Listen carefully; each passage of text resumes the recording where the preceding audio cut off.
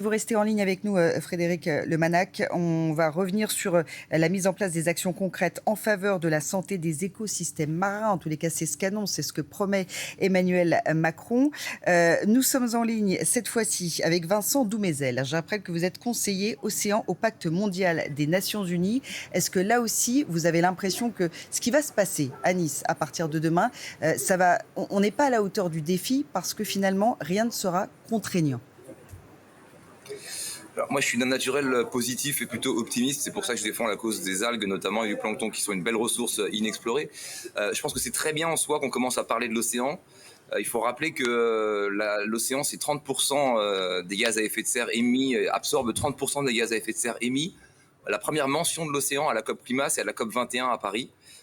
Donc il a fallu 21 COP quand même pour réaliser que l'océan avait un rôle majeur à jouer dans la captation du carbone et la réduction des gaz à effet de serre. Donc je pense que toute initiative qui vise à remonter un peu le rôle des océans et à le rendre plus intéressant, enfin plus audible à tous, est nécessaire. Après, il est très compliqué d'atteindre des consensus. Pour travailler à l'ONU, je le réalise tous les jours. Les enjeux dans les différents pays ne sont pas les mêmes, les points de vue non plus. Et on sait très bien que si la France décide de quelque chose et qu'elle est seule, ça ne servira pas à grand-chose. Et donc, et on le voit avec le décrochage actuel de la Chine et des États-Unis que vous avez mentionné, il est très compliqué de emmener tout le monde. C'est un processus qui est long, qui est souvent frustrant, et il est souvent beaucoup plus facile de diviser que de rassembler. Quels Maintenant, moi, sont, je pense que si on veut changer... pardonnez-moi, Allez-y. Vincent Domaziel, quelles sont vos principales attentes, les vôtres, en priorité?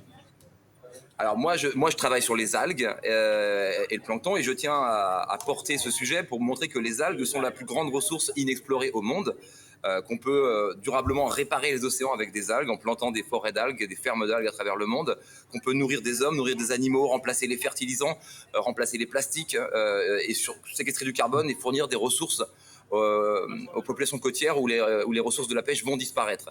Donc il y a une solution multifacette. L'océan est un océan de solutions. Et je pense qu'on a nourri nos générations à venir avec des peurs et des drames depuis bien trop longtemps. Et on les a inhibés, on les a déprimés. Et il est temps de reprendre le combat. Il est temps d'y croire et de se demander ce qu'on peut faire pour que ça aille mieux. Et les océans sont la source de tout, pas seulement de l'oxygène. L'eau douce, elle est là parce qu'il y a de l'océan, parce que le plancton émet un gaz qui permet la pluie. Le cycle du carbone, il est essentiellement géré par l'océan. Le plancton a modulé la température planétaire depuis 4 milliards d'années. Le cycle des phosphates, des nitrates, tout ça, c'est très important, c'est très méconnu aussi. Et je pense que l'intérêt de cette conférence, il est de mettre en valeur aussi le rôle de l'océan. Il faut voir que cette conférence, elle est 3 fois plus grande que les 2 premières qui ont eu lieu. En termes d'engagement des États, en termes de participants.